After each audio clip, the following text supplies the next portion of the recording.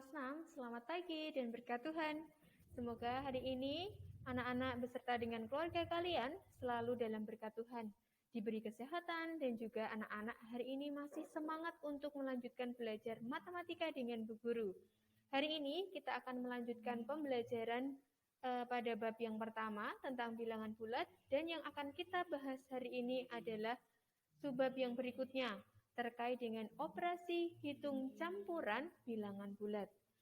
Dalam operasi hitung campuran bilangan bulat di sini nanti ada beberapa aturan untuk mengerjakan soal-soal yang berkaitan dengan operasi hitung campuran. Ada apa itu? Apa saja aturan-aturannya?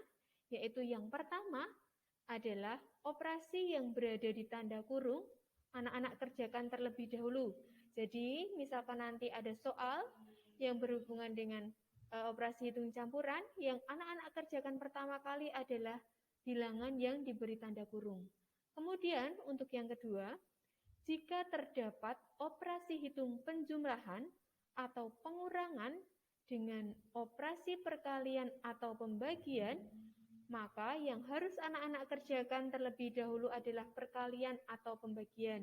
Dalam hal ini artinya adalah, misalkan dalam suatu soal itu terdapat operasi hitung penjumlahan dan juga perkalian.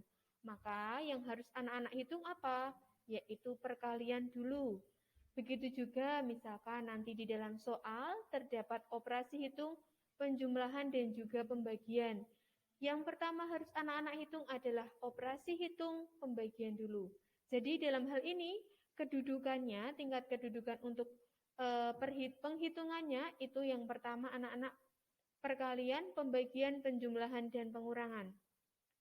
Untuk kedudukan perkalian dan juga pembagian itu sama, penjumlahan dan pengurangan juga sama. Namun di dalam soal, misalkan nanti seperti yang sudah Bu Guru sampaikan tadi, ada penjumlahan dan juga perkalian, kedudukan yang pertama yang harus dikerjakan yaitu perkalian, karena perkalian ada di tingkat yang pertama. Begitu ya?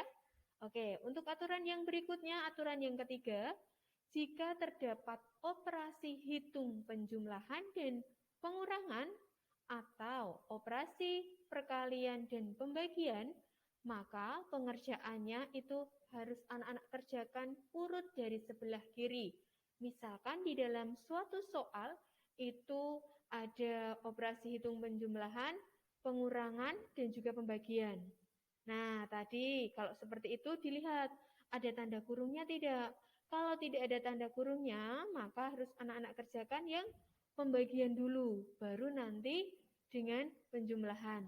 Nah, kalau misalkan di dalam soal itu ada yang double tadi, penjumlahan dan pengurangan, maka yang harus anak-anak kerjakan itu dilihat yang sebelah kiri penjumlahan atau pengurangan. Kalau pengurangan, maka pengurangan dulu baru penjumlahan. Begitu juga kalau di dalam soal itu terdapat perkalian dan pembagian, dua-duanya ada. Anak-anak juga mengerjakannya dari sebelah kiri. Begitu? Oke, kita lanjutkan di sini. Kita praktekkan, kita sesuaikan dengan contoh soalnya. Coba dari tiga aturan di sini, kita lihat, kita terapkan dalam bagaimana menyelesaikan suatu soal.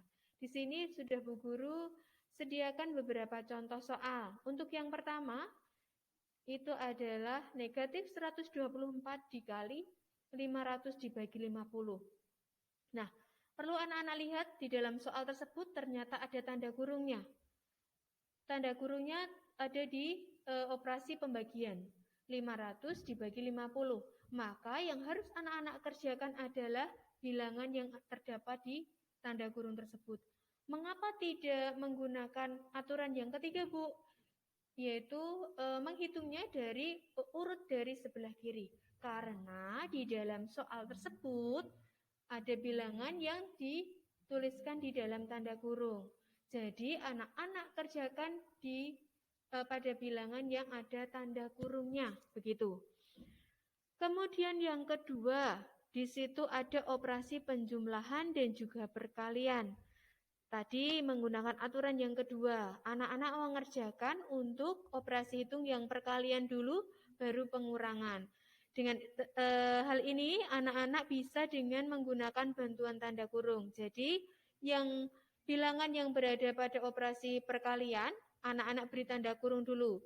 Yang dalam hal ini menandakan bahwa operasi tersebut harus anak-anak hitung. Jadi untuk soal yang kedua di sini, 250 ditambah negatif 8 dikali 25 itu sama dengan 250 ditambah dalam kurung negatif 8 kali 25. Yang di dalam kurung anak-anak hitung dulu sehingga memperoleh negatif 200. Jadi 250 ditambah negatif 200. Hasil akhirnya adalah 50. Begitu. Nah, kemudian untuk contoh soal yang ketiga. Contoh soal yang ketiga, di sini pembagian dan penjumlahan. Seperti contoh yang kedua, yang harus anak-anak hitung dulu adalah operasi pembagian dulu, baru nanti penjumlahannya. Sehingga untuk contoh soal yang ketiga, diperoleh hasil akhirnya adalah negatif 150. Nah, untuk contoh yang keempat, di sini contoh yang keempat kita menggunakan aturan yang pertama dan ketiga. Yaitu di sini ada soal operasi hitung yang di dalamnya terdapat pengurangan, perkalian, dan juga pembagian. Jadi ingat, anak-anak lihat dulu karena ada perkalian dan pembagian, yang harus anak-anak hitung adalah operasi tersebut. Dilihat dari sebelah kiri. Sebelah kirinya ternyata perkalian dulu. Jadi harus anak-anak hitung operasi perkaliannya dulu, pembagian baru yang pengurangan. Sehingga untuk contoh yang keempat, coba anak-anak perhatikan sambil Bu Guru bacakan. Negatif 150 dikurangi 12 dikali 10 dibagi 3.